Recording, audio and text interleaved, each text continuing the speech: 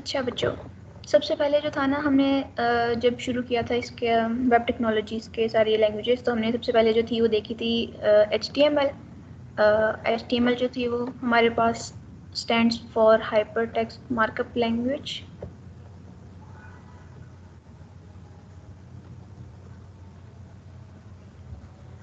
तो इसको हमने कहा था कि जो HTML होती है हमारे पास, वो हमारे पास जो है ना एक प्रोग्रामिंग लैंग्वेज नहीं है। ठीक है, ये प्रोग्रामिंग लैंग्वेज क्यों नहीं है? क्योंकि इसके अंदर जो है ना हम सिर्फ टैग्स यूज़ करते हैं, और इन टैग्स की मदद से जो है ना वो हम अपना सारा जो वेब पेज होता है ना उसको हम उसका स्ट्रक्चर डिफाइन करते हैं। तो हमने मेन देखा था कि हमारे पास सबसे मेन जो टैग था वो HTML टैग था, और इसके अंदर जितने भी हम टैग्स होते हैं वो हमारे पास ओपनिंग टैग होता है, और साथ जो है ना हम उसके क्लोजिंग टैग भी लगाते हैं। और क्लोजिंग टैग में क्या करते हैं हम जो है ना यहाँ पे साथ हमारे पास क्लोजिंग टैग के लिए स्लैश आ जाती है साथ, ये हमारे पास उसका क्लोजिंग टैग होता है, और ये हमारे पास उसका ओपनिंग टैग होता है।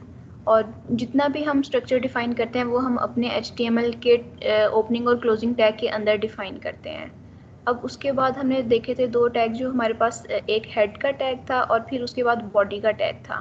तो हेड के अंदर हम जो है ना सिंपली अभी हमने देखा था कि हम जो है ना किस तरह बाकी अपनी फाइल्स को लिंक करते हैं। उसके अलावा हमने हेड टैग के अंदर कुछ भी नहीं लिखा था, बाकी जो भी मेन हमारा स्ट्रक्चर होता है वो हम बॉडी टैग के अंदर लिखते हैं। तो फिर उसके बाद जो था ना हमने काफ़ी ज़्यादा HTML के जो टैग्स थे वो देखे थे, जिसमें हमारे पास बोल्ड टैग था, अटैलिक टैग था, पैराग्राफ को लिखने के लिए टैग था, फिर नेक्स्ट लाइन के लिए टैग था। तो इन सारे जो थे टैग्स को यूज़ करते हुए हमने कहा था कि हम जो है ना अपना HTML का वेब पेज जो है ना उसका स्ट्रक्चर डिफाइन करते हैं। तो अब अगर मैंने उसकी जो थी ना एग्जांपल भी दी थी, अगर हम इसको देखें ना हमारे पास तो ये इस तरह होता है कि अगर हमारे पास एक गाड़ी है, तो गाड़ी का जो बेसिक स्ट्रक्चर है ना, जो उसकी बॉडी आती है, उसके टायर्स आते हैं, तो उसको हम कह सकते हैं कि ये हमारे पास जो है ना वो HTML है। HTML के थ्रू बेसिक स्ट्रक्चर, उसके टायर्स वगैरह जो है ना वो हमने स्टाइल कर लिए हैं, डिजाइन करनी है। अब हमारे पास सिर्फ स्ट्रक्चर था, अब उसको जो है ना हमने इम्प्रूव कैसे करना है उसको, वो फिर हमने कहा था कि उसकी जो कलरिंग स्कीम्स हम डिज़ाइन करते हैं वो हमने कहा था कि CSS के थ्रू हम उसमें ना स्टाइल्स ऐड करते हैं अपने HTML पेज में। मतलब अगर हमारे पास गाड़ी है तो उसके ऊपर हमने जो कलर्स अप्लाई करने हैं, उसका जो हमने जो कंटेंट थीम है हमारे पास, जो उसके कलरिंग स्कीम्स हैं वो डिफ़ाइन करने के लिए हमने कहा था कि हमें CSS चाहिए होती है। अब हमें स्टाइल्स जो अप्लाई करने हैं, CSS जो है वो stands for cascading style sheets.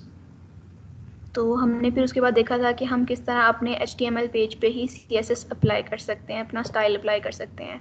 तो उसके अंदर हमने देखा था कि हमारे पास ना 3 तरह के स्टाइल्स थे जिस तरह हम डिफ़ाइन कर सकते थे। एक हमारे पास सबसे पहले था इनलाइन स्टाइल, फिर दूसरा था हमारे पास एम्बेडेड पेज लेवल स्टाइल, और तीसरा जो था वो हमारे पास था CSS एक्सटर्नल स्टाइल।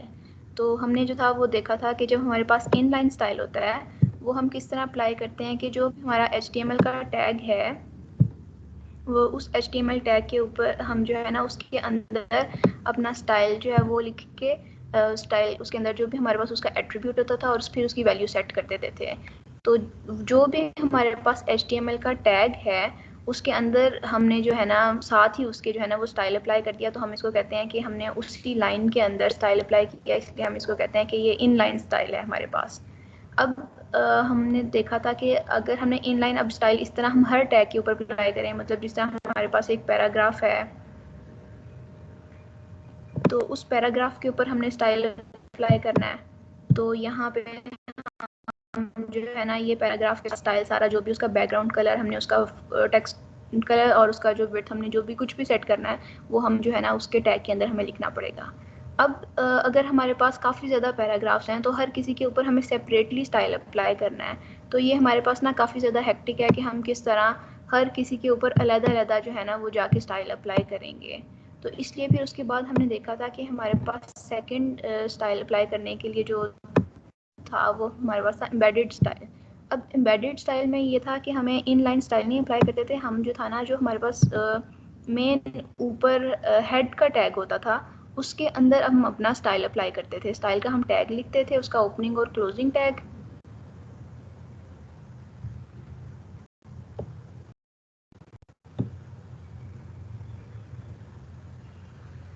ये अभी बस हम थोड़ा सा रिवाइज करें, उसके बाद हम जो है ना उसको गो थ्रू करेंगे जावास्क्रिप्ट को। आज जो है ना वो हम जावास्क्रिप्ट को ज़्यादा हमने जो है ना वो समझना है। ये बस थोड़ा सा जो है ना वो तकरीबन 15 मिनट के अंदर जो है ना इसका करके रिवाइज, तो फिर उसके बाद हम जो है ना आगे जावास्क्रिप्ट को देखेंगे। तो अब जो है ना हमारे पास यहाँ पे हमने देखा था कि जो हमने स्टाइल अप्लाई किया है, तो हमने हेड के अंदर हमने कहा था कि वो हमारे पास एम्बेडेड स्टाइल है। तो हमने अब 3-4 हमारे पास इकट्ठे पैराग्राफ्स हैं, तो उनके ऊपर हमने स्टाइल अप्लाई करना था। तो हमने कहा था कि हम जो है ना वो अकेला अपना टैग लिखते हैं उसका जो है पैराग्राफ का, और उसके बाद फिर जो है ना हम जो भी स्टाइल अप्लाई करना होता है वो हम स्टाइल अप्लाई कर देते हैं। तो फिर इसके बाद जो था ना इस तरह हम एम्बेडेड स्टाइल के बाद हमने जो थर्ड स्टाइल देखा था वो ये था कि एक्सटर्नल स्टाइल है। अब एक्सटर्नल में क्या था कि हम अपना जो उसी HTML पेज के अंदर अपना कोड नहीं लिखते थे, हम एक सेपरेट जो था वो हमारे पास पेज के अंदर हम अपना कोड लिखते थे, और उसको जो था ना वो हम लिंक कर लेते थे अपने इसके HTML पेज के साथ। अब एक्सटर्नल स्टाइल अप्लाई करने का क्या फ़ायदा है कि हमने अगर एक ही स्टाइल अप्लाई किया हुआ है, तो हम जो है ना डिफरेंट पेजेस, अगर हमने HTML के काफ़ी ज़्यादा पेजेस बनाए हुए हैं तो उसके अंदर हम जो है ना वो मल्टीपल पेजेस के साथ एक ही अपनी जो हमारी स्टाइल की फ़ाइल है उसको लिंक कर सकते हैं। तो इसका मतलब है कि अगर हमने एक थीम सेलेक्ट कर लिया है अपना कि ये कलरिंग स्कीम है हमारी, तो हम मल्टीपल पेजेस में उसी थीम को, उसी जो हमारे पास CSS की फ़ाइल है उसको लिंक करके हम जो है ना वो डिफरेंट अपने टैग्स के ऊपर वो स्टाइल अप्लाई कर सकते हैं। अब यहाँ पे भी हमारे पास जो है ना वो ये था कि अगर हमने अभी सिर्फ अकेला टैग सेलेक्टर के थ्रू हमने टैग डिफाइन किया था, तो वो हमारे पास तीनों पैराग्राफ्स के ऊपर उसने इकट्ठा जो था ना वो लिख दिया था।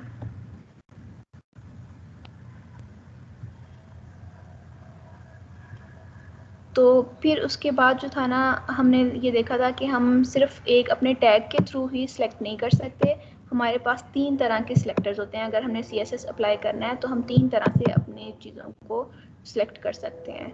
तो सबसे पहले जो था वो हमने टैग सिलेक्टर था, जिससे हमने कहा था कि अगर हमारे पास कोई भी टैग है, पैराग्राफ का टैग है P, या हमारे पास हेडिंग का टैग है H1, तो वो जो था सिंपली हम उसका नाम लिखते हैं और ब्रैकेट्स के अंदर उसके हम स्टाइल अप्लाई कर देते थे। तो ये जो था वो हमारे पास इस तरह हमने पैराग्राफ को स्टाइल अप्लाई किया है।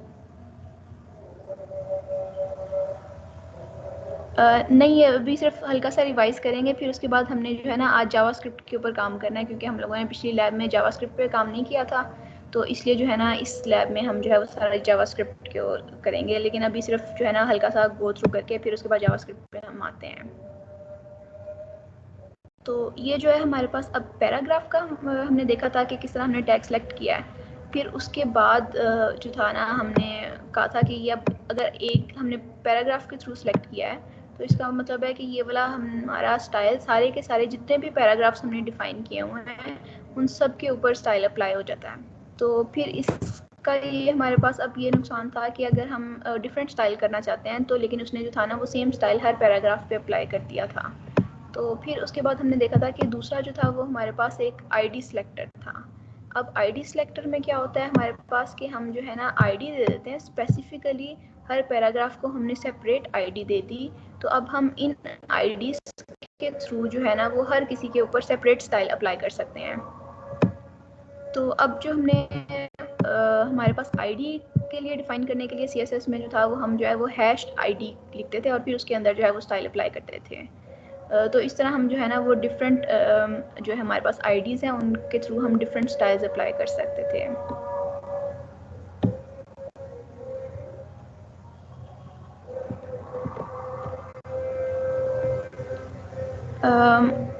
अभी थोड़ा सा नेट का इशू होगा तो वो होपफुली जो है ना वो थोड़े से सिग्नल्स वीक होंगे, तो इसलिए जो है ना वो भी सही हो जाएगा।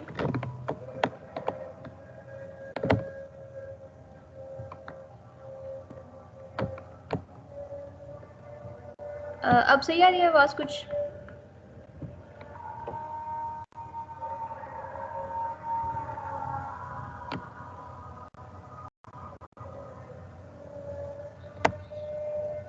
गुलाम मुर्तज़ा आपको सही आ रही है आवाज़? नो मैम, अभी भी आवाज कट कट के आ रही है। अभी भी कट कट के आ रही है आवाज़? जी मैम। अच्छा, एक मिनट ज़रा, मुझे ज़रा थोड़ा सा सिग्नल्स के पास हो लेने दें।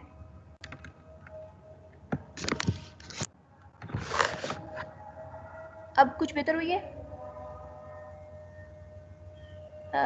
कलीमुल्लाह, मेरा ख्याल वो ना बाकी सबको सही आ रही है आवाज़, तो हो सकता है कि आपके पास थोड़ा सा नेट इशू हो, तो इस वजह से आपको जो है ना वो थोड़ी सी डिस्टॉर्शन आ रही है और आपको आवाज़ लेट पहुंच रही है। ठीक है, मैं एक दफ़ा डिस्कनेक्ट करके फिर कनेक्ट करता हूँ। ओके जी, ठीक हो गया।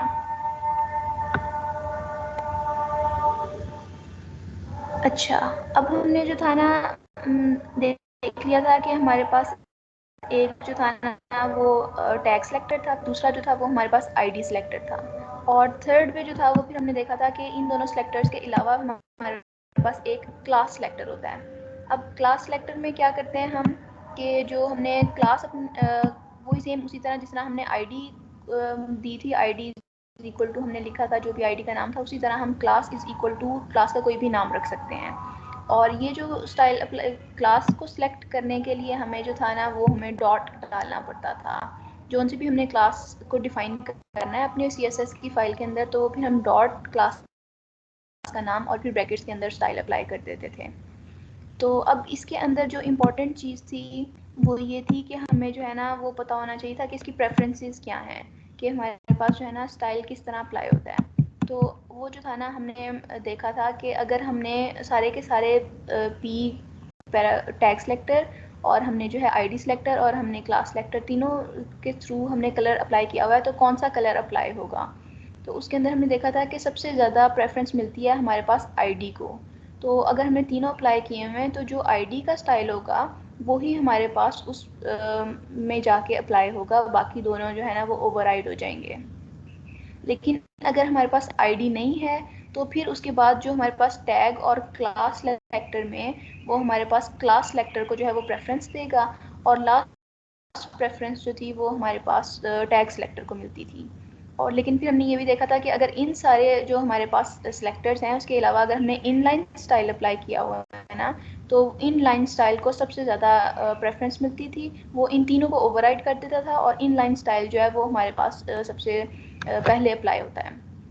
और अगर इनलाइन नहीं है तो फिर आईडी को प्रेफरेंस मिलती है। और इस तरह जो थे वो हमने डिफरेंट कलर्स देखे थे, कलरिंग स्कीम्स क्या थी वो हर तरह से हमने कलर अप्लाई करके देखे थे। अब इसके अंदर मेन जो काम था वो हमारे पास था कि हमने जब ना अपना कंटेंट अगर प्लेस करना है, लेट्स सपोज हम एक पैराग्राफ यहाँ पे लिखना चाहते हैं और दूसरा पैराग्राफ हम यहाँ पे लिखना चाहते हैं, तो वो जो था हमने कहा था कि हमारे पास एक फ्लोट एट्रीब्यूट है, उसकी हम वैल्यू लेफ़्ट राइट या कोई भी सेट कर सकते थे, तो हम अपना पैराग्राफ लेफ़्ट पे या राइट पे मूव करते थे। तो अब उसके अंदर जो था ना वो हमारे पास काफ़ी इशू आ रहा था कि वो जो था ना कंटेंट हमारा सही तरह से जहाँ पे हम प्लेस करना चाहते थे वो नहीं प्लेस हो रहा था। और दूसरा ये कि हमें जो था ना वो हर किसी के लिए स्टाइल डिफरेंट अप्लाई करना पड़ता था। तो फिर उसके बाद हम जो थे ना CSS से हम बूटस्ट्रैप की तरफ गए थे, और बूटस्ट्रैप जो है वो हमारे पास CSS का ही एक फ्रेमवर्क है, और इसमें ये है कि हम री इन्वेंट द व्हील नहीं करना चाहते। इसका मतलब है कि हम सारे स्टाइल्स शुरू से नहीं अप्लाई करना चाहते। तो जो उन्होंने अवेलेबल हमारे पास काफ़ी ज़्यादा स्टाइल दिए हुए हैं वो उन्होंने बूटस्ट्रैप के अंदर पहले से क्लासेस डिफ़ाइन की हुई हैं, तो हम उनको यूज़ करते हुए हम अपने पेज को डिज़ाइन करते थे। अब जो हमारे पास अलाइनमेंट का इशू आ रहा था, तो वो भी हमने देखा था कि इन्होंने हमें एक ग्रिड सिस्टम दिया है। बूटस्ट्रैप ने उसकी क्लासेस के थ्रू उन्होंने एक ग्रिड सिस्टम डिफ़ाइन किया है, और उसके थ्रू हमें जो था ना अपना कंटेंट प्लेस करना काफ़ी ज़्यादा आसान हो गया था। अब इसके अंदर क्या था कि हमारे पास ना आप ये समझ लें कि ये हमारे पास एक वेब पेज है, और इस वेब पेज के अंदर हम इसको ग्रिड सिस्टम सिंपली ये है कि वो combination of rows and columns है। तो हमारे पास ये जो है ना रो हम डिफ़ाइन कर सकते हैं, इसके अंदर क्लास एक रो की उन्होंने दी हुई है और उन्होंने क्लास हमारे पास कॉलम की दी हुई है। तो अब हमने अगर कोई भी अपना कंटेंट लेट्स सपोज हम यहाँ पे एक प्लेस करना चाहते हैं इस ब्लॉक के अंदर, और एक जो है वो हम यहाँ पे प्लेस करना चाहते हैं, और एक लेट्स सपोज हमारे पास कोई बटन है वो हम यहाँ पे प्लेस करना चाहते हैं। तो हम क्या करेंगे कि हम जो है ना ये जितने भी हमारे पास रोज़ बनी हुई हैं 1 2 3 4 5 6 7, तो हम इस तरह 7 डिव टैग्स लगा सकते हैं। अब div टैग के अंदर जो हमने क्लास इंपोर्ट किया है, साथ इसके क्लास का जो स्टाइल अप्लाई किया है वो हमने रो क्लास सेट किया है। इसका मतलब है कि ये 7 रोज में हमने इसको डिवाइड कर दिया। अब जो हमारी फर्स्ट रो जो div टैग होगा उसके अंदर हमारे पास जो है ना टोटल 12 सेल्स होते हैं, मतलब कि 12 कॉलम्स के अंदर हम उसको डिवाइड कर सकते हैं एक रो को। तो अब हम जो था ना, हमारी मर्जी थी कि हम कितना साइज देना चाहते हैं, कितने हम जो है ना कॉलम जो सेल्स हैं वो देना चाहते हैं। तो हमने अगर हम लेट्स सपोज 6 देना चाहते हैं तो हम जो था ना वो हमारे पास अंदर एक और div टैग लगाते हैं और उसका जो हम क्लास सेट कर देते हैं वो हम कॉलम की हम आगे जो है ना उसका साइज बता देते हैं, 6 रखना चाहते हैं या हम जितना भी जाते हैं। तो इसी तरह फिर यहाँ पे जो है ना फर्दर हम एक और div टैग के थ्रू हमने ये वाला इसको एक्सेस कर लिया इस रो को, तो उसके अंदर हमने कुछ भी नहीं अप्लाई किया। फिर ये थर्ड के लिए, और यहाँ पे अगर हमने जो है वो अप्लाई करना था तो ये हमारे पास 5th रो है। तो 5th रो के जो फर्स्ट 8 कॉलम्स हैं उसको हम खाली अगर छोड़ दें, एक div टैग अंदर लगाएं और उसके खाली इनको कॉलम्स को कर दें, और फिर जो लास्ट 4 कॉलम्स हैं उसके लिए हम एक div टैग बनाएं और उसके अंदर जो भी हम कंटेंट प्लेस करना चाहते हैं वो हम प्लेस करें। तो इस तरह हम जो है ना वो एग्जैक्टली जिस जगह पे भी प्लेस करना चाहते हैं वहाँ पे हम प्लेस कर सकते हैं। मैम ये फिर जावास्क्रिप्ट पढ़ा रही हैं? जी नहीं, ये अभी वो तो बूटस्ट्रैप सर है, ने कहा, रिवीजन चल रही है। अच्छा, तो वो तो सर ने कहा था कि हमें अभी नहीं करवानी जावास्क्रिप्ट। हाँ तो वो तब नहीं करवानी थी ना, फिर उसके बाद छुट्टियाँ आ गई थी, तो फिर उसके बाद अब जो एक्सटेंडेड क्लासेस हैं इसके अंदर हम जावास्क्रिप्ट और jQuery करेंगे इंशाल्लाह। तो फिर वो जो है ना आपकी जो नेक्स्ट होंगी उसके लिए, फिर जो आपने वेब सर्विसेज बनानी होंगी ना अपने प्रोजेक्ट्स के लिए, तो उसके लिए जो है ना ये आपको काफ़ी ज़्यादा हेल्प करेगी।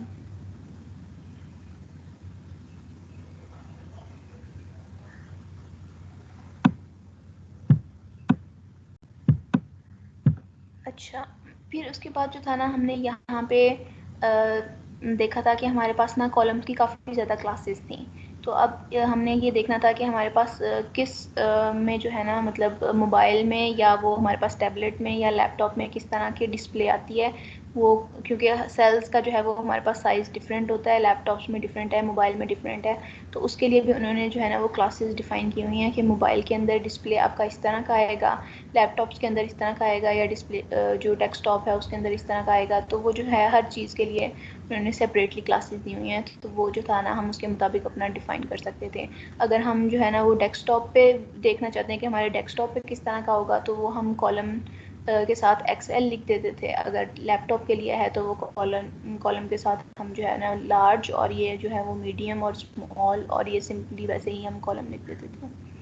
अब जो बूटस्ट्रैप है वो जो है उन्होंने हमें क्लासेस जो है ना वो पहले से डिफ़ाइन की हुई हैं। तो हम ये काम करते थे कि हम जो है ना उनकी प्री डिफ़ाइंड क्लासेस जो उन्होंने दी हुई हैं, हमने वो उसकी चीट शीट भी देखी थी, और उसके थ्रू हम कोई भी क्लास लेट्स सपोज ये थी हमारे पास 2 क्लासेस हैं, एक ही क्लास है कार्ड इमेज टॉप। तो ये जो था हमने क्लास उधर से इंपोर्ट की थी, और जो भी उन्होंने उसके अंदर स्टाइल अप्लाई किया हुआ था वो हमारे कार्ड के ऊपर स्टाइल अप्लाई हो गया था। तो इस तरह हमने प्री डिफाइंड क्लासेस को यूज़ करते हुए अपना जो था ना वो वेब पेज को काफ़ी ज़्यादा इम्प्रूव किया था। फिर अब जो है ना हम अगर बात करें कि हमारे पास जो है ना HTML और CSS, उसके थ्रू हमने अपनी गाड़ी का जो है ना वो बेसिक स्ट्रक्चर भी डिफाइन कर लिया, और हमने जो है ना वो उसके ऊपर स्टाइल और कलरिंग भी अप्लाई कर दी। तो लेकिन अभी जो गाड़ी है वो हमारे पास जो थी ना वो अपनी जगह पे खड़ी हुई है, वो मूव नहीं कर रही है, ठीक है। तो उसको जो है वो हमें डायनेमिक बनाने के लिए अपने वेब पेज को हमने कहा था कि हमें जो है ना जावास्क्रिप्ट चाहिए। तो जावास्क्रिप्ट आप कह लें कि हमारे पास गाड़ी का इंजन है जो कि उसको ड्राइव करेगा हमारे वेब पेज को। तो फिर उसके बाद जो है ना हम जावास्क्रिप्ट के ऊपर आए थे। तो अब जावास्क्रिप्ट जो है ना ये हमारे पास प्रोग्रामिंग लैंग्वेज है। बाकी जो थी वो हमारे पास प्रोग्रामिंग लैंग्वेजेस नहीं थी, जावास्क्रिप्ट जो है वो हमारे पास प्रोग्रामिंग लैंग्वेज है। अब जिस तरह हमने जो था वो C++ में हम PF में काम कर रहे हैं, तो वो हमारे पास प्रोग्रामिंग लैंग्वेज है। सेम वही जिस तरह उसके सारे रूल्स हैं वो सेम उसी तरह हमारे पास जावास्क्रिप्ट में भी अप्लाई होते हैं। तो अब जो है ना वो हम सारे जावास्क्रिप्ट को जो है ना वो गो थ्रू करते हैं और उसका कोड देखते हैं कि हम किस तरह लिख सकते हैं। तो अब जो इम्पोर्टेंट बात है ना वो ये है कि जो जावास्क्रिप्ट है ना हमारे पास ये प्रोग्रामिंग लैंग्वेज है, ठीक है।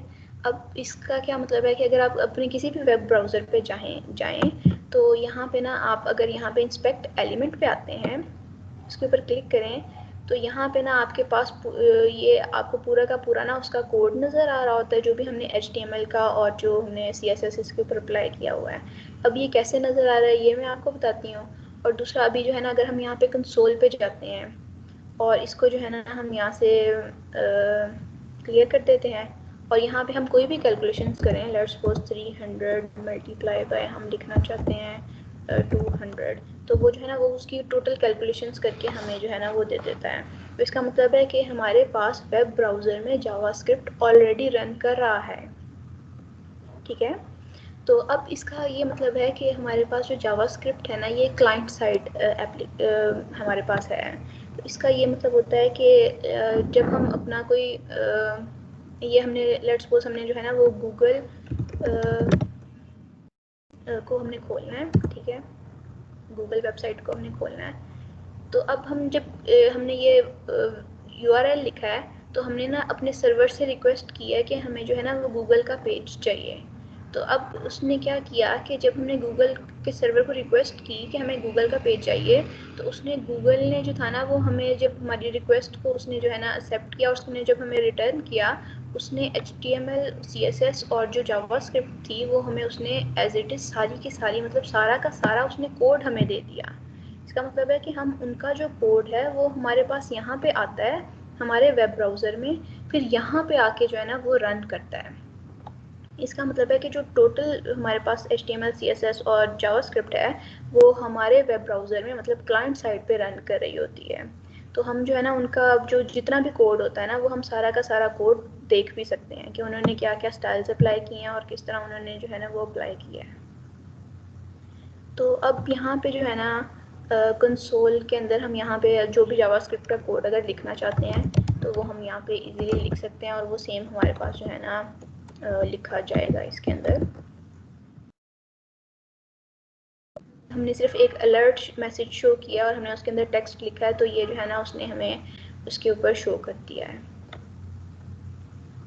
ठीक है। अब जिस तरह हमारे पास बाकी सारी प्रोग्रामिंग लैंग्वेजेस हैं, C++ है हमारे पास, C# है और बाकी इस तरह की जावा है।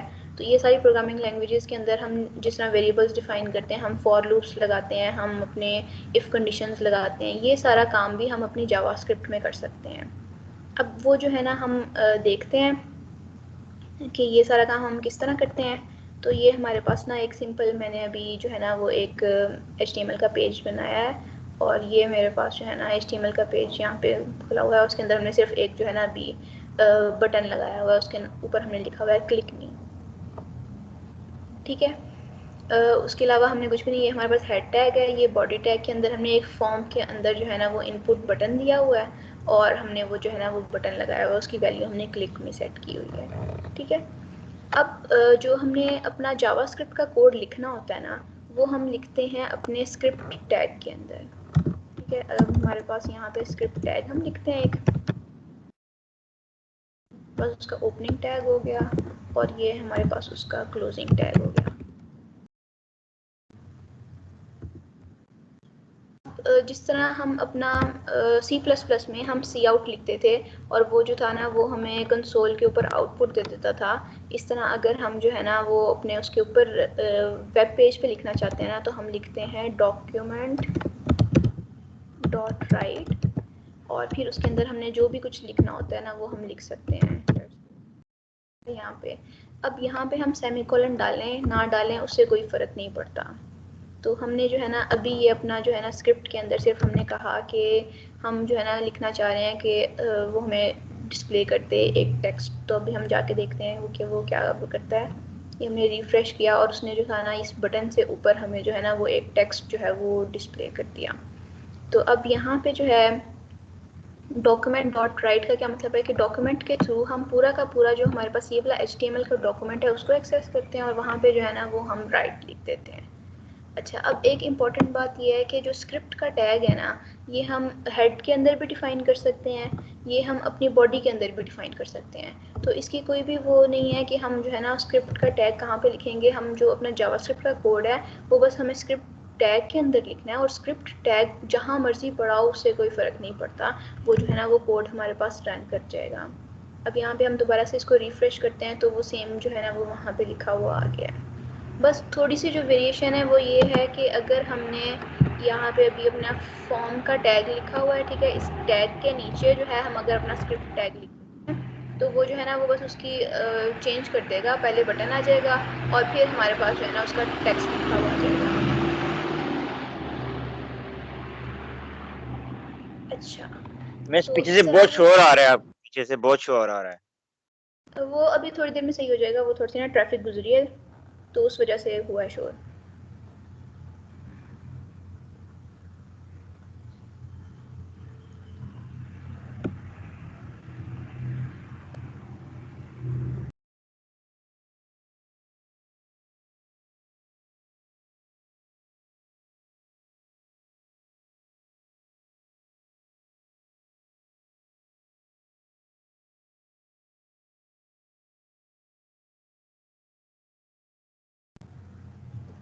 अच्छा, अब बेहतर हो गया होगा पहले से?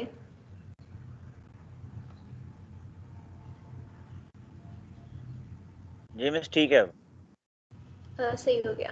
अच्छा, अब ये जो है ना हमने देखा कि अभी हमने ना सिर्फ एक जिस तरह सी आउट हम करते थे उस तरह हमने जो है ना वो डॉक्यूमेंट डॉट राइट कर लिया है। तो अब हम अपने वो देख लेते हैं कि जिस तरह हम जो है ना वैसे अच्छी प्रैक्टिस होती है कि हम जो है ना अपना हेड के अंदर ही उसको स्क्रिप्ट टैग को लिखें।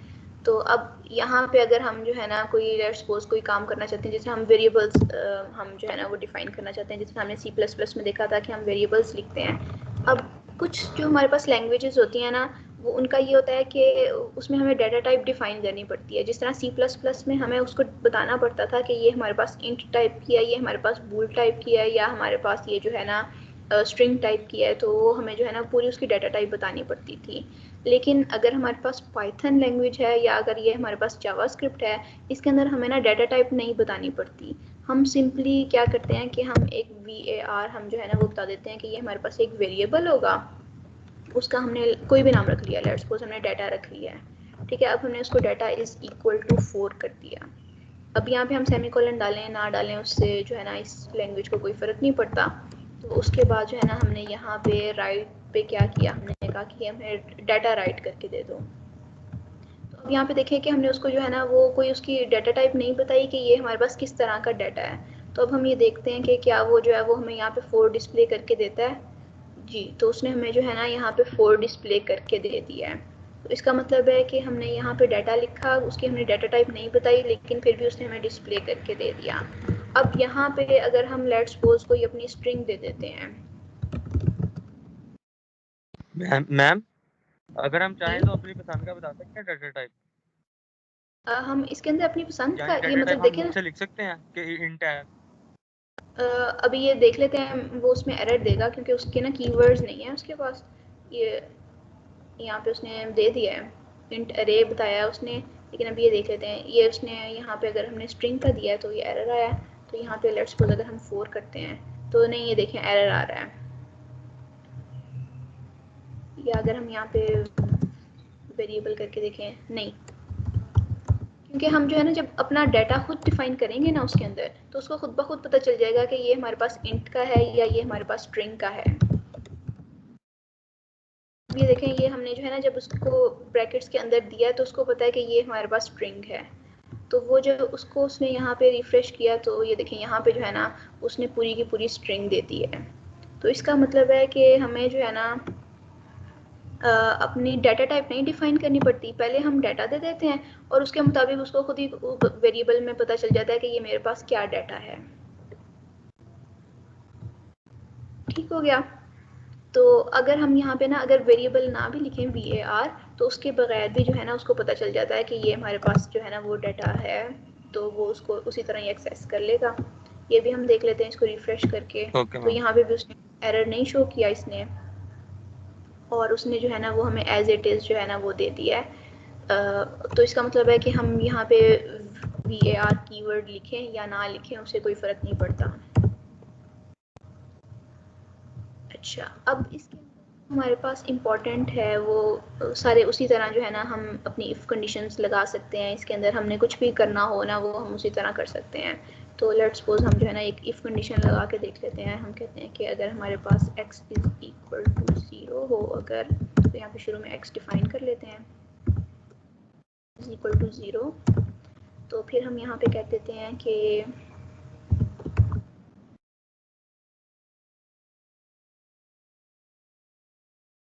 हमारे पास x 0 होगा तो डाटा की ये हम डिफाइन करते हैं, और वरना जो है ना वो हम else लिख देते हैं, और else के अंदर हम डाटा के अंदर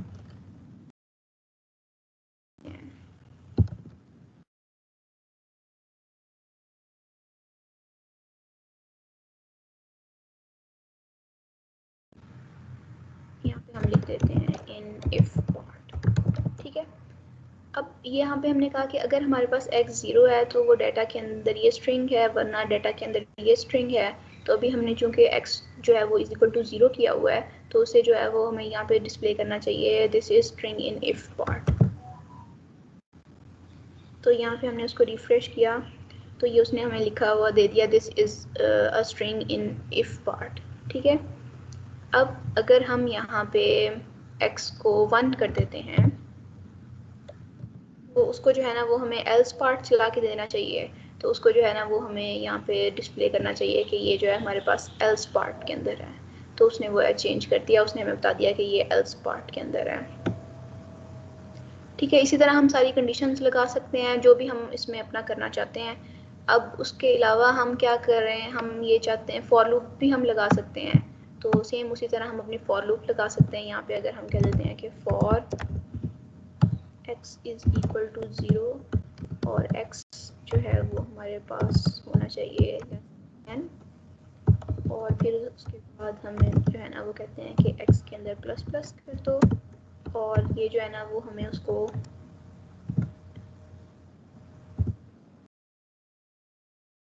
दस दफ़ा जो है ना उसको हमें चला के देना चाहिए। लेकिन अभी हमने डाटा के अंदर कोई वैल्यू नहीं लिखी हुई, तो यहाँ पे जो है ना वो हमने अगर डाटा के अंदर कोई वैल्यू लिख दी तो अब ये जो है ना हमें उसको टेक्स्ट को हमें उस 10 दफ़ा उसको फॉर लूप चल के, तो ये हमें 10 दफ़ा राइट करना चाहिए उसको।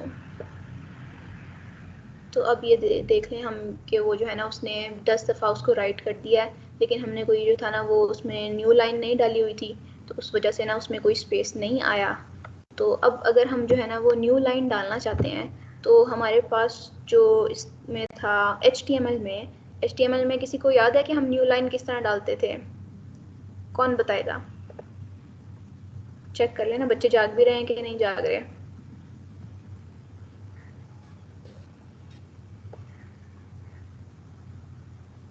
जी हसनात आप बताएं।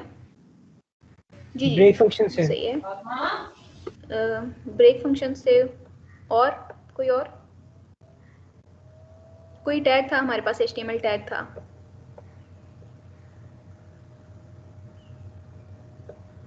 सभी जेन से निकला हुआ है वो BR। अच्छा जेन, हाँ BR टैग था, बिल्कुल सही। BR टैग बिल्कुल सही, हमारे पास BR टैग था। तो अब यहाँ पे हम जो है ना क्या करेंगे कि हम डॉक्यूमेंट उसके बाद डॉट राइट करते हैं। तो यहाँ पे जो है ना वो हम BR टैग लगाएंगे। अब BR टैग जो है ना वो हमें उसके ब्रैकेट्स के अंदर लिखना पड़ेगा। ठीक है, अब हमने BR टैग लगा दिया तो इसका मतलब है कि वो जो भी हमारे पास टेक्स्ट आ रहा है उसके बाद वो न्यू लाइन पे उसको लेके जाके तो फिर वो जो है ना वो हमारे पास बाकी सारा टेक्स्ट डिस्प्ले कर देगा। तो इस तरह जो है ना वो हम अपना कोई भी अब कंडीशंस लगा सकते हैं, फॉर लूप्स लगा सकते हैं, ये सारा हम अब काम कर सकते हैं। ठीक है, अब इम्पॉर्टेंट चीज़ ये है कि हमने इसे अभी ये देखा था कि ये हमारे पास ना हमने स्क्रिप्ट टैग अपनी HTML के अंदर ही लिखा है, एक ही पेज के अंदर। अब वही बात आ गई जिस तरह हमने CSS में देखा था कि हम जो थे ना अगर एक ही पेज पे हम ना सारा CSS डिफाइन करते थे तो वो सिर्फ उस पेज के लिए होता था। तो अगर हम चाहते हैं कि हम ये वाली चीज़ें अपने मल्टीपल पेजेस में यूज़ कर पाएँ तो हम कहते थे कि हमें जो है ना वो इस पेज से निकल के हमें जो है ना एक सेपरेट पेज में हम अपना सारा का सारा कोड लिख लें। तो अब हम क्या करते हैं कि हम ये चाह रहे हैं कि हम जो है ना अपना यहाँ पे HTML के पेज के अंदर जो है ना इसको पॉपुलेट ना करें अपने जावास्क्रिप्ट के कोड से। तो जावास्क्रिप्ट का जो कोड है ना वो हम एक सेपरेट जो भी हमारे पास फाइल है उसके अंदर हम अपना जावास्क्रिप्ट का कोड लिख लें। तो हम क्या करेंगे कि सिंपली जो स्क्रिप्ट टैग है ना उसके अंदर का कोड यहाँ से हम अपना उठा के अपना जो जावास्क्रिप्ट का हमारे पास कोड फाइल है उसके अंदर हमने वो जो है ना सारा का सारा अपना कोड लिख लिया। ठीक है, असाइनमेंट है ये हम सही करें ना करें उससे कोई फ़र्क नहीं पड़ता। तो अब यहाँ पे हमने जो है ना अपना जावास्क्रिप्ट का कोड सेपरेट फाइल में तो लिख लिया है, लेकिन अब हमारे इस जो HTML का पेज है उसको कैसे पता चलेगा कि वो जो है ना हमारे पास इसके उसने लिंक करना है इस फाइल को। तो CSS में हमने देखा था कि हम जो था ना लिंक का टैग यूज़ करते थे और फिर उसके अंदर हम जो था ना वो रेफरेंस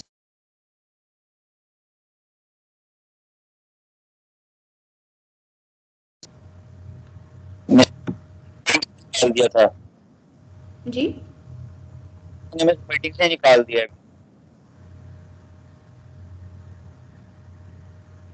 मैम ये जो अपना जावास्क्रिप्ट है इसको जी जी इसको एक मिनट करना ज़रा लाजमी है?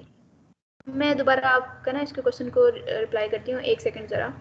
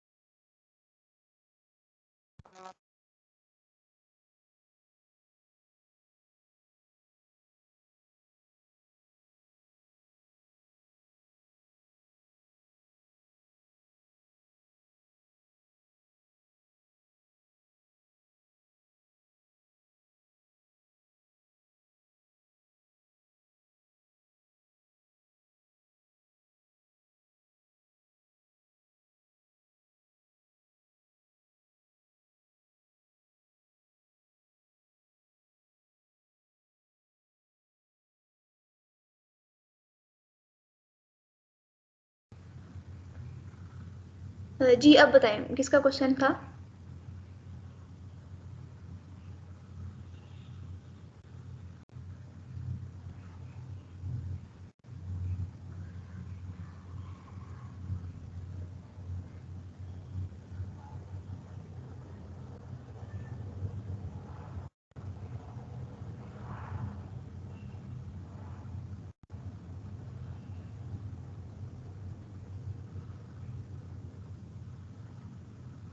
जी बताएं किसका क्वेश्चन था।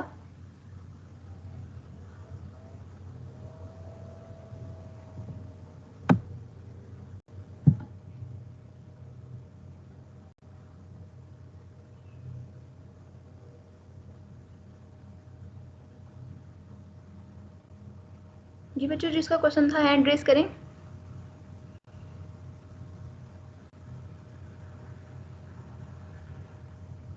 उसका नेट का इशू हो गया, जिसका क्वेश्चन वो भी बता रहा है मेरा नेट का इशू है।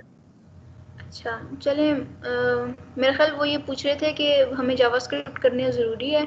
तो ऑफ कोर्स हमें जावास्क्रिप्ट करनी ज़रूरी है, वरना हम जो है ना वो हमारा पेज जो है ना वो डायनामिक नहीं होगा। हम जो है ना वो स्टिल स्टैटिक किस्म का पेज होगा, उसके अंदर हम कोई भी चेंजेस नहीं कर सकते। तो अगर हम कोई भी चेंज करना चाहते हैं अपने पेज के अंदर तो वो हम अपने जावास्क्रिप्ट के कोड के थ्रू ही करेंगे, वरना हम HTML के थ्रू डिफाइन कर देते हैं कि ये कंटेंट यहाँ पे पड़ा होगा और वो वहीं पे पड़ा रहेगा। मैक्सिमम काम हम जो कर सकते थे वो हमने देखा था कि हमने रेफरेंस डाला था कि हम जो है ना दूसरे जैसे हमने कहा था कि अगर हम किसी और वेबसाइट का रेफरेंस डालना चाहते हैं तो वो हमें उस वेबसाइट पे ले जाता था। उसके अलावा हमारे पास जो था ना और कोई ज़्यादा चेंजेस नहीं हो रही थी। तो इसलिए वो जो है ना हमें डायनामिक बनाने के लिए हमें जो है ना वो जावास्क्रिप्ट लाजमी जो है ना वो ज़रूरी है। जी रोल नंबर 5। तो मिस फॉर एग्जांपल ये जो जावास्क्रिप्ट है, फॉर एग्जांपल अगर हम अब अगर स्टूडेंट रजिस्ट्रेशन फॉर्म की बात करें जो हमने बनाया था, उसके अंदर जो डाटा जो एंटर होता है वो तो वहाँ पे कहीं सबमिट नहीं हो रहा था। तो बेसिकली जावास्क्रिप्ट जो है क्लाइंट साइड से जो डाटा है वो सर्वर साइड पे भेजेगा, राइट? जी, जो नहीं, जो जावास्क्रिप्ट है वो हमारे पास क्लाइंट साइड पे हमने डाटा अपना सारा डिफाइन कर लिया है। अब जो हमने सर्वर साइड पे भेजना है उसके लिए जो है ना वो आगे हमें jQuery और PHP देखनी पड़ेगी। अभी जो है ना हम सिर्फ अपने इसी वेब पेज को हम जो है ना वो डायनामिक बनाने के लिए देख रहे हैं कि हम किस तरह कर सकते हैं। जो हमने सर्वर साइड पे अपनी रिक्वेस्ट भेजनी है वो हम देखेंगे कि आगे हम जो है ना वो किस तरह भेज सकते हैं। इसके थ्रू वो भी हम जो उसके है लिए ना तो वो PHP सबमिट के थ्रू हम भेज सकते हैं। जी जी।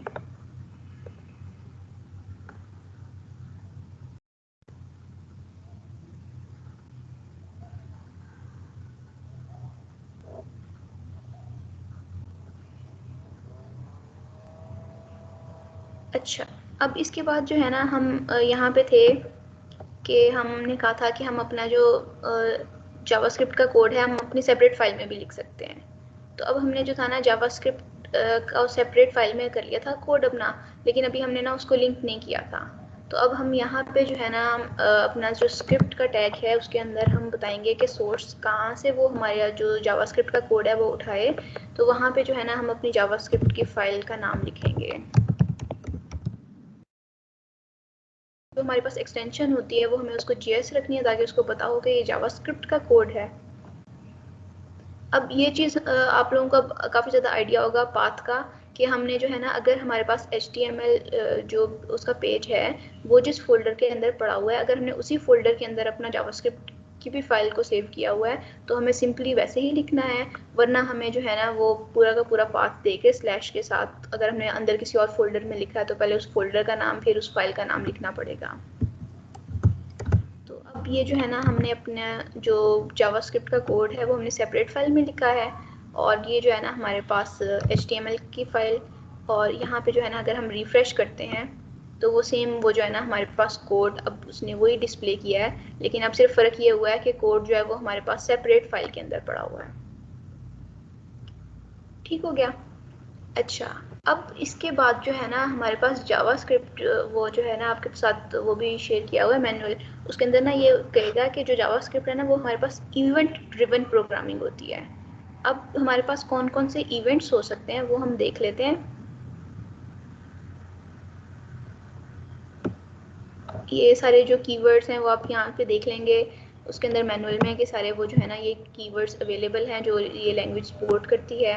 उसके बाद फिर आगे जो है ना वो हम देखते हैं कि ये ऑपरेटर सारे ऑपरेशंस भी परफॉर्म कर सकते हैं उसी तरह। और ये जो है ना हमारे पास कॉमन इवेंट्स हैं HTML के जो कि अकर कर सकते हैं। अब इसके अंदर हमारे पास जो है ना वो ऑन चेंज का इवेंट है, मतलब कि HTML एलिमेंट जो है ना कोई चेंज हुआ है, मतलब जिस तरह हमें ड्रॉप डाउन ऑप्शंस थी हमारे पास 3-4 थी, उसमें से अगर हमने कोई चेंज किया है तो इसका मतलब है कि ऑन चेंज का इवेंट हुआ है। तो अगर हम जो है हमारे पास कोई बटन लगा हुआ है उसके ऊपर हम ऑन क्लिक पे क्लिक करते हैं तो वो जो है ना वो हमारे पास ऑन क्लिक का इवेंट कॉल हो जाता है। और अगर ऑन माउस ओवर है इसका मतलब है कि अगर हम अपना माउस उसके ऊपर लेके गए हैं तो वो इवेंट अकर हुआ है, और अगर हम अपना माउस उससे दूर लेके गए हैं तो इवेंट अकर हुआ है।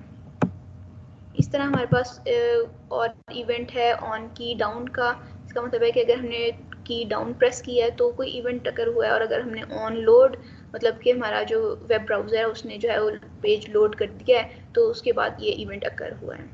तो अब हम ये देखते हैं कि इन इवेंट के अकर होने से हम अपने वेब पेज में किस तरह चेंजेस कर सकते हैं। तो उसके लिए हम सबसे पहले जो है ना वो हम ऑन क्लिक का फंक्शन देख लेते हैं कि ऑन क्लिक का अगर हमारे पास इवेंट हुआ है ये ऑन क्लिक, तो यहाँ पे जो है ना लेट्स सपोज हम कहते हैं कि अलर्ट मैसेज शो करे। यहाँ पे ना एक चीज़ इंपॉर्टेंट है वो ये कि आपने अगर पहले डबल कोट्स डाले हैं और अगर आप यहाँ पे भी डबल कोट्स डालेंगे ना तो उसको इशू हो जाएगा, क्योंकि ये उसका क्लोजिंग ये ओपनिंग और ये उसको क्लोजिंग समझता है। तो अगर हम कोट्स के अंदर कोट्स यूज़ करना चाहते हैं तो बाहर वाले आप अगर डबल कोट्स यूज़ कर रहे हैं तो अंदर वाले जो है ना वो आप सिंगल कोट्स यूज़ करें, और अगर आप जो है वो बाहर सिंगल कोट्स यूज़ करें तो फिर अंदर जो है वो डबल कोट्स यूज़ करें ताकि उसको ना डिफ्रेंशिएट हो के कौन से क्लोजिंग और ओपनिंग कोट्स हैं। तो अब यहाँ पे जो है ना हम टेक्स्ट हमने लिख दिया, ठीक है। तो अब यहाँ पे जो है ना हम इसको अगर यहाँ पे जाके रिफ्रेश करते हैं, अब हमने कहा है कि ऑन क्लिक का इवेंट हमने यहाँ पे कॉल किया है और हमने कहा है कि ऑन क्लिक के इवेंट पे वो हमें जो है ना वो एक अलर्ट मैसेज शो करते हैं टेक्स्ट का। तो अगर हम यहाँ पे क्लिक कर रहे हैं तो उसके ऊपर क्लिक करने पे इवेंट अकर हुआ और फिर उसने जो है ना वो हमें एक टेक्स्ट शो कर दिया। ठीक है, तो इस तरह जो है ना ये हमारे पास एक इवेंट के ऊपर, अब ये देखें कि थोड़ी सी इसमें जो है ना वो डायनेमिसिटी इस तरह आई है कि हमारे पास पहले ये स्टैटिक पेज था, अब जब हमने क्लिक किया है तो कोई इवेंट अगर हुआ है तो उसके बाद हमारे पास जो है ना वेब पेज पे चेंजेस हो गई हैं। तो इसी तरह हमने जो था ना वो ऑन क्लिक देखा था। अब हम ऑन माउस ओवर को चेक करते हैं। तो अगर ये हम जो है ना वो कहते हैं कि अगर हम माउस उसके ऊपर लेके जाते हैं तो उसको अलर्ट मैसेज शो कर देना चाहिए, तो वो हम देखते हैं कि उसने क्या इस तरह किया है कि नहीं किया। अब ये मैं उसके ऊपर माउस लेके जा रही हूँ और जैसे ही मैं उसके ऊपर माउस लेके गई हूँ, अभी मैंने उसके ऊपर प्रेस नहीं किया तो उसने जो है ना वो इवेंट जो है ना वो अकर हो गया है। मतलब ये देखें, ये अगर मैं यहाँ से मैं माउस जैसे ही उसके ऊपर लेके गई हूँ साथ ही वो जो है ना वो इवेंट अकर हो गया है। तो इस तरह जो है ना वो हम कोई भी जो है ना वो इवेंट के थ्रू कोई यहाँ पे कोई भी इवेंट रख के अब यहाँ पे हम ऑन लोड भी कर सकते हैं। मतलब कि जैसे ही लोड हो साथ ही वो अलर्ट मैसेज शो कर दे। तो जैसे ही हम इसको रिफ़्रेश करेंगे तो वो जो है ना रिफ़्रेश करने पे उसको देना चाहिए था लेकिन उसने दिया नहीं है।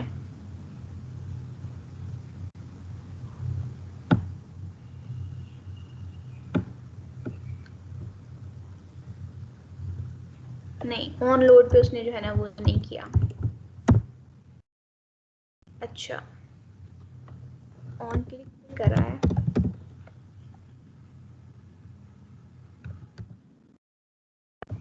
तो इस तरह जो है ना वो जो सा भी कोई इवेंट अगर हो रहा होता है ना उसके ऊपर वो जो है ना हमारे पास चेंजेस कर देता है। अब इसके बाद जो है ना सिर्फ एक काम रह जाता है, वो ये कि हम जो है ना हमने तकरीबन सारी चीज़ें देख ली हैं। अब हम सिर्फ जो है ना वो फंक्शंस के थ्रू जो है ना वो देख लेते हैं कि हम जो है ना फंक्शन के थ्रू किस तरह कॉल कर सकते हैं। तो लेट्स सपोज ये वाला काम जो है ना वो हमारे पास हम करना चाह रहे हैं, या यहाँ पे जो है ना हम अलर्ट शो कर देते हैं।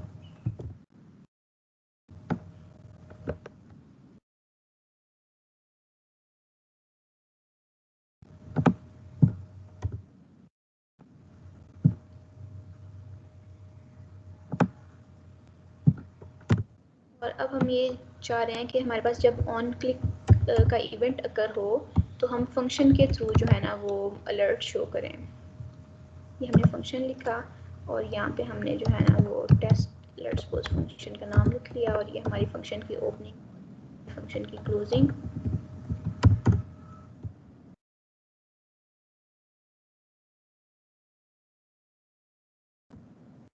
ये जो है ना वो हमें फंक्शन का कीवर्ड लिखना है और फिर उसके बाद जो है ना वो फंक्शन का नाम और फिर उसकी जो है ना वो ब्रैकेट्स डालनी है हमने।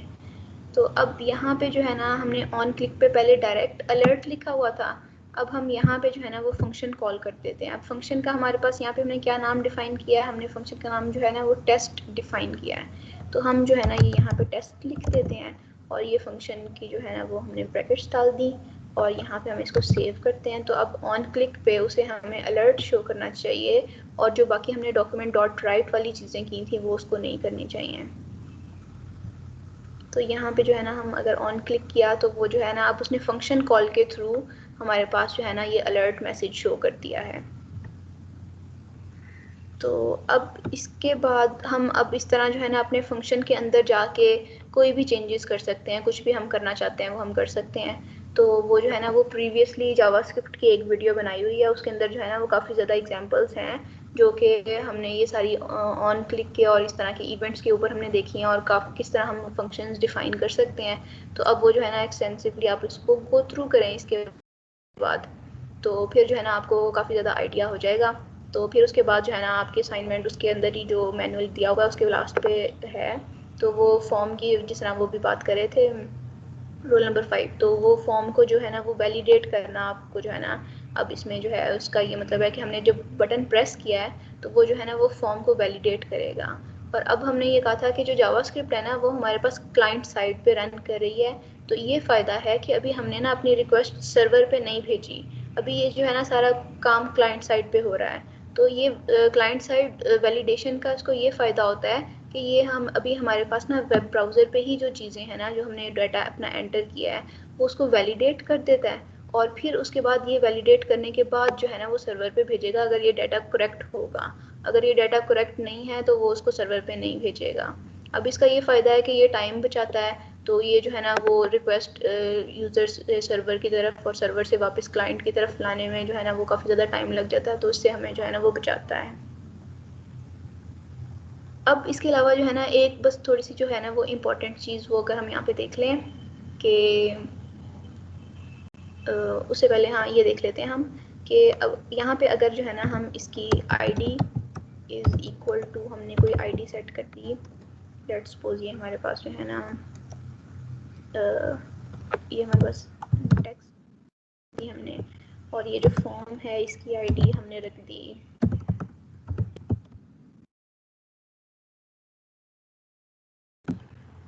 अब इस पे जो है ना अगर हम चाहते हैं कि ये हमारे पास वैल्यू जो है ना ये लिखी हुई आ रही है क्लिक मी की, तो हम जो है ना टेस्ट का ये जो है ना टेस्ट का जब हमारे पास फंक्शन कॉल हो ना तो हमारे पास जो ये वैल्यू आ रही है ना क्लिक मी की, ये चेंज होके हमारे पास जो है ना यहाँ पे कोई और वैल्यू लिखी हुई आ जाए, बटन की ऊपर वैल्यू जो है ना वो हम चेंज करते हैं। तो हम यहाँ पे जो है ना उसके लिए क्या कर सकते हैं कि टेस्ट के फंक्शन के अंदर हमने पहले अलर्ट लिखा हुआ था, तो अब हमें जो है ना उसको चेंज करना है। इसका मतलब है कि हमें इस वैल्यू को एक्सेस करना है। अब इस वैल्यू को एक्सेस करने के ना हमारे पास दो तरीके हैं कि हम इस वैल्यू को किस तरह एक्सेस करें। एक तरीका तो जो है ना वो ये है कि हम पूरा इसका जो है ना अकेला सिंपली हम ये करें कि जो हमारे पास आईडीज़ दी हुई हैं, आईडीज़ के थ्रू डॉट डॉट लगा के इस वैल्यू को एक्सेस कर लें। अब वो किस तरह हम कर सकते हैं कि सबसे पहले हमारे पास एक जो आईडी थी वो थी फॉर्म की FRN, बाद जो थी हमारे पास आईडी थी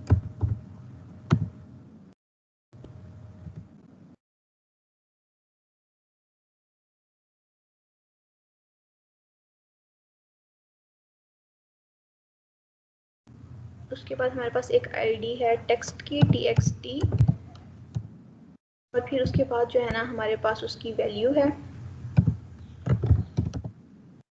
वो वैल्यू को हम जो है ना वो चेंज करना चाहते हैं। हम यहाँ पे लिख देते हैं चेंज्ड। हम ये कह रहे हैं कि ये हमारे पास सबसे पहले आईडी थी और फिर उसके बाद दूसरी आईडी जो उसके अंदर है और फिर उसके बाद उसकी जो वैल्यू है वो हमारे पास क्लिक मी की जगह पे वो हमें चेंज करके दे दे चेंज्ड वैल्यू। तो अब हम ये देखते हैं, इसको हम रिफ्रेश किया हमने किया तो उसके पर जो है ना वो क्लिक मी की जगह पे ना चेंज्ड आ गया हमारे पास। तो इसका मतलब है कि हमने उसकी वैल्यू को जो है ना वो अपने इवेंट से चेंज कर दिया है। तो अब यहाँ पे जो है ना वो हमें पूरा का पूरी आईडीज़ दे दें तो वो ज़्यादा बेहतर है, लेकिन अगर अकेला हम टेक्स्ट डॉट वैल्यू लिख दें तो वो भी उसको पता चल जाएगा कि ये वाली आईडी थी और उसकी वैल्यू जो है ना वो चेंज करनी है। तो सेम काम जो है ना वो यहाँ पे भी कर सकते हैं।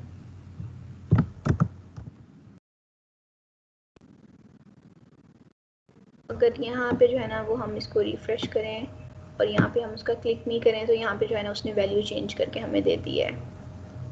अब जो दूसरा तरीका है वो थोड़ा सा जो है ना वो लेंथी है, लेकिन जो ज़्यादा बेहतर तरीका होता है वो वही है।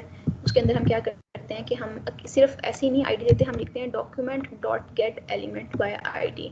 इसका मतलब है वो कहता है कि पूरे के पूरे डॉक्यूमेंट को सर्च करो और वहाँ से जो वो हमारे पास एलिमेंट की कोई जो आईडी है वो आईडी हम यहाँ पे उसको बता दें। हम वो आईडी है हमारे पास TXT और यहाँ पे जो है ना उसकी डॉट वैल्यू जो है उसको अब चेंज करते हैं।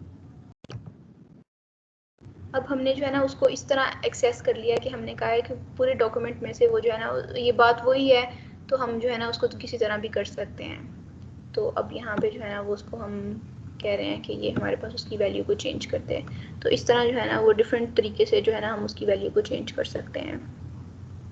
तो मोस्टली यही था अभी इसके अंदर। और दूसरा ये कि बाकी जो है ना वो तकरीबन उस वीडियो के अंदर ना 4-5 एग्जांपल्स हैं, उसमें काफ़ी ज़्यादा जो है ना वो बताया हुआ है कि जावास्क्रिप्ट का कोड्स आप डिफरेंट एग्जांपल्स के थ्रू कि किस तरह आप चेंजेस कर सकते हैं उसके अंदर। तो वो आप वीडियो देखें और फिर उसके बाद जो है ना वो जो मैनुअल है वो भी गूगल क्लासरूम में पहले से दिया हुआ है और उसके नीचे ही जो है ना वो साथ लिंक भी दिया हुआ है वीडियो का, तो वहाँ से जो है ना वो आप फिर आप देखें। और फिर जो मैनुअल के एंड पे असेसमेंट है वो आपकी यहाँ पे जो है ना वो उसको आप करें। कुछ बच्चे जो थे वो पिछली लैब में उन्होंने ये चीज़ें ट्राई की थी, लेकिन ये है कि असेसमेंट किसी बच्चे ने नहीं की थी, तो वो जो था ना वो हमने फिर नहीं रखी थी। तो लेकिन अब जो है ना वो अब जो क्लासेस हो रही हैं उसके अंदर हम इंशाल्लाह जो है ना इसको जावास्क्रिप्ट को और जेक्यूरी को जो है ना वो अच्छी तरह देखेंगे।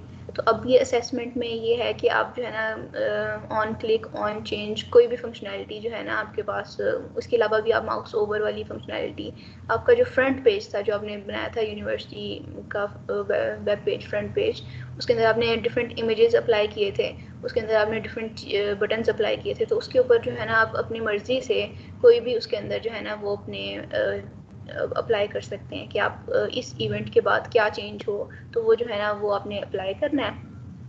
और फिर ये जो है ना ये सेकंड काम जो है ये वैलिडेशन से रिलेटेड है। तो इसके अंदर ये है कि अगर आपके पास लेट्स सपोज नाम जो है ना वो हमारे पास कभी भी खाली नहीं होता है, तो अगर कोई नाम खाली है या अगर आपने नाम की जगह पे जो है ना वो 1 2 3 दे दिया है, तो उसको जो है ना वो अलर्ट मैसेज शो करना चाहिए कि आपका जो है ना नाम जो है वो डिजिट्स में नहीं हो सकता या खाली नहीं हो सकता। तो ये जो है ना ये फॉर्म वैलिडेशन का काम होगा आपका। और ये जो है फर्स्ट वाला है ये हमारे पास इवेंट ड्रिवन प्रोग्रामिंग से रिलेटेड है कि आपका जो भी कोई इवेंट चेंज होगा तो उसके मुताबिक आपने अपने पेज में जो है ना वो डायनामिसिटी लेके आनी है। मैम ये तो रिपीट अब कर दिएगा, मेरा डिस्कनेक्ट हो गया। अच्छा, जो असेसमेंट है वो रिपीट करनी है? Yes ma'am. अच्छा, अब असेसमेंट में आपके दो काम हैं। पहला तो ये कि आपने जो था ना यूनिवर्सिटी का फ्रंट पेज आपने बनाया था, उसके अंदर आपने जो था ना वो डिफरेंट फंक्शनैलिटीज़ आपने जो है ना उसमें बतानी है कि अगर आपके पास जो है ना मतलब इमेजेस काफ़ी ज़्यादा आ रहे हैं, तो एक इमेज जो है ना वो अगर आपने उसके ऊपर क्लिक किया है तो कोई इवेंट हो जाना चाहिए, उसको चेंज करके उसकी जगह पे कोई और इमेज आ जाना चाहिए। इस तरह का आप कर सकते हैं। या अगर आपने ड्रॉप डाउन कोई मेन्यू बनाई थी तो उसके अंदर आप ऑन चेंज का फंक्शन, ये जो है ना इवेंट के बाद आप कोई फंक्शनैलिटी डिफाइन कर सकते हैं कि अगर आपके पास ये चेंज हो के इसकी नीचे से ऊपर मतलब ड्रॉप डाउन से कोई और वैल्यू चेंज हुई है तो आपके पास जो है ना वो डिफरेंट काम हो जाना चाहिए। तो ये जो है ना आपकी मर्ज़ी है कि आप जो है ना वो माउस ओवर या आप इस तरह की कोई भी जो है ना इवेंट के बाद आप फंक्शनैलिटी डिफाइन करेंगे अपनी मर्ज़ी से। और दूसरा ये है कि आपने जो है ना फॉर्म आपके पास था जो हमने देखा था कि हमने जो है ना हम स्टूडेंट रजिस्ट्रेशन फॉर्म बनाया था, उसके अंदर हमने ना डिफरेंट अपने जो थे वो बनाए थे, हमारे पास नेम था, पासवर्ड था और वो इस तरह की सारी चीज़ें थी। तो जो नेम है या कोई बाकी सारी चीज़ें भी हैं, पासवर्ड भी हैं और सारों में ना आपने वैलिडेशन अप्लाई करनी है। और वैलिडेशन जो है ना जिसमें फॉर एग्जांपल अगर नेम है तो नेम हमारे पास जो है ना वो कभी भी डिजिट्स में नहीं हो सकता या वो एंट्री जो है ना वो एम्प्टी नहीं हो सकती। अगर वो एम्प्टी होती है या नाम डिजिट में होता है तो वो या तो अलर्ट मैसेज शो कर दे या वो उसी जो हमारे पास टेक्स्ट बॉक्स है उसके आगे या उसके नीचे जो है ना वो हमें सेपरेटली जो है ना वो टेक्स्ट लिखा हुआ आ जाए कि you haven't filled this entry, या लिखा हुआ आ जाए कि this entry is contains digits, कुछ इस तरह का जो भी है ना, ताकि हमें पता चल जाए कि वो वैलिडेशन जो है ना उसने अप्लाई की हुई है। मैम जी मैम एक ये एम्प्टी वाला भी डेमो करके दिखा दें प्लीज। एम्प्टी वाला डेमो जो है ना ये उसके अंदर किया हुआ है, जो वीडियो है ना उसके अंदर एक एग्जांपल जो है ना वो पूरी की पूरी है कि वो जो है ना वो उसको एम्प्टी कर देता है या वो जो है ना उसको एक्सेस कर देता है। तो इसके अंदर आपने सिंपली ये करना है कि जो आपके पास आ रहा है ना, आप ये देखें आपकी जो है ना सारी इफ़ कंडीशंस हैं, तो आप ये क्या करेंगे कि आपकी जो वैल्यू होगी उसकी आप वैल्यू को एक्सेस करेंगे और फिर अपने जो है ना वो इफ़ कंडीशंस लगाएंगे कि अगर आपकी ये वैल्यू एम्प्टी है, ठीक है, तो वो जो है ना वो ये टेक्स्ट डिस्प्ले करते हैं। Okay ma'am, thank you. ठीक है, तो ये आपकी असेसमेंट है, तो ये आप खुद करें, वो अभी कोशिश करें, अगर नहीं होता तो फिर वो जो है ना आप मेरे से पूछ लें। तो लेकिन अभी थोड़ा सा काम आपने खुद भी तो करना है ना। मैम अभी हमने अपनी अपनी मीटिंग क्रिएट करनी है MS Team पे। नहीं, मीटिंग ज़रूरी नहीं है। आप जो है ना वो अपना काम वैसे ही करें और उसके बाद जो है ना वो सबमिशन जो है वो आपकी संडे तक है। तो संडे तक आप सबमिट करवा सकते हैं। अगर किसी को इशू है तो वो मीटिंग ज्वाइन कर ले और उस सेपरेटली जो है ना वो फिर मैं जो हूँ देख लेती हूँ कि अगर आप लोगों को कोई उसमें इशू आ रहा है तो। ठीक है, थैंक यू। ओके, तो बाकी जो है आज बच्चे ज़रा कम हैं तो अटेंडेंस हम यहाँ से जो है ना वो डाउनलोड कर लेते हैं। ठीक हो गया बच्चों। तो बाकी जो है ना आप लोगों के बस ये असेसमेंट है, ये संडे तक की जो है ना वो डेडलाइन है, तो आप ये जो है ना इसको कंप्लीट करें और जो भी इश्यूज हैं वो आप जो है ना वो 4 बजे तक यहाँ पे पूछ सकते हैं।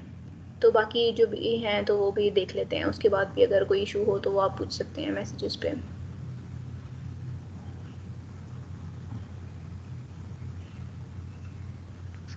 मैम एक दोबारा रिपीट कर लें असेसमेंट काइंडली, आवाज कट कट के आ रही थी, कुछ समझ नहीं है बस। ठीक है, असेसमेंट हम जो है वो दोबारा से रिपीट कर लेते हैं। तो एक मिनट में अपनी स्क्रीन शेयर कर लूँ। जी, अब असेसमेंट में ना 2 काम हैं। एक तो ये कि हमने जो है ना वो फ्रंट पेज जो है ना वो हमने डिज़ाइन किया हुआ है यूनिवर्सिटी का, उसके अंदर हमने यूनिवर्सिटी का लोगो, उसका नाम और वो सारी चीज़ें हर बच्चे ने अपनी जिस तरह वो डिज़ाइन करना चाहता था उसने खुद डिज़ाइन किया है। तो अब उसके अंदर वो आप अपनी मर्ज़ी से जो है ना डिफरेंट इवेंट्स के लिए फंक्शनैलिटी बनाएंगे। वो किस तरह की, अगर आपके पास जो है ना लेट्स सपोज ऑन क्लिक का इवेंट अगर हुआ है, ऑन क्लिक का इसका मतलब है कि आपने कहीं पे भी क्लिक किया है। लेट्स सपोज आपके पास कोई बटन है तो आपने उसके ऊपर क्लिक किया है, या अगर आपके पास कोई इमेज है तो आपने उसके ऊपर क्लिक किया है, और इसके अलावा भी आपने कहीं पे क्लिक किया है तो आपके पास जो है ना आप उसके अंदर चेंजेस आ जाने चाहिए। लेट्स सपोज आपने एक इमेज पे क्लिक किया है तो वो जो है ना उस इमेज की जगह पे कोई और इमेज आ गया है वहीं पे। या अगर आपके पास ऑन चेंज का कोई इवेंट है तो आपने कोई ड्रॉप डाउन ऑप्शन जो थी वो बनाई हुई थी, 3-4 लिस्ट थी आपके पास, उसमें से अगर उसने कोई फर्स्ट ऑप्शन चूज़ किया है या सेकंड ऑप्शन चूज़ किया है तो उसके मुताबिक आपके पास जो है ना कोई काम चेंज हो जाना चाहिए। तो इस तरह की आप जो है ना वो कोई भी इवेंट के साथ जो है ना वो 2-3 जितने भी आप अपनी मर्ज़ी से ऐड करना चाहते हैं वो आप ना फ्रंट पेज पे ऐड करेंगे। और फिर उसके बाद जो सेकंड पे है वो ये कि आपका जो स्टूडेंट रजिस्ट्रेशन फॉर्म था उसके अंदर आपने वैलिडेशंस अप्लाई करनी है। अब वो किस तरह के वैलिडेशंस हो सकती हैं, वो ये कि जब आप सबमिट का बटन क्लिक करें तो अगर आपके पास नाम एम्प्टी है या आपके पास जो है ना नाम के अंदर डिजिट्स आ रहे हैं तो वो जो है ना इस तरह की अगर आपने कोई भी गलत एंट्री कर दी है तो वो आपको जो है ना वो मैसेज शो करे, अलर्ट मैसेज भी हो सकता है, या वो जो है ना वो टेक्स्ट आपको लिखा हुआ आ जाए अपने, जिस तरह हमने देखा है कि हम टेक्स्ट चेंज कर सकते हैं तो वो टेक्स्ट चेंज करके आपको दे दे कि वो कहे कि आपका जो है ना वो एंट्री सही नहीं है तो you have to re-enter. तो इस तरह की जो है ना वो आप ने ये 2 काम करने हैं।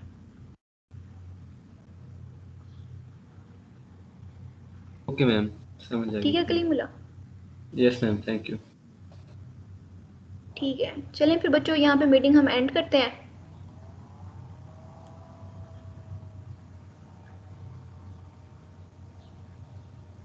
ओके फिर एक्सक्यूज मी बच्चों। मिस, जी जी। हमने वेब पेज एक सीएसएस से किया था और एक बूटस्ट्रैप से किया था, तो जो ऑन क्लिक की ये हमने फंक्शनैलिटी करनी है, ये किस में करेंगे? ये जो आपका फाइनल जो आप की सबसे इम्प्रूव्ड वर्जन है ना उसके अंदर आप करेंगे, क्योंकि वो जो है वो बूटस्ट्रैप में भी आपने सिर्फ स्टाइल ही अप्लाई किया हुआ है ना, तो जो आपने स्टाइल अप्लाई किया हुआ है जिसमें सबसे अच्छा आपका जो है ना वो फ्रंट पेज बन रहा है तो वो जो है ना उसके साथ आप जो है उसके अंदर इम्बेड करेंगे ये। Okay ma'am, thank you. ठीक है।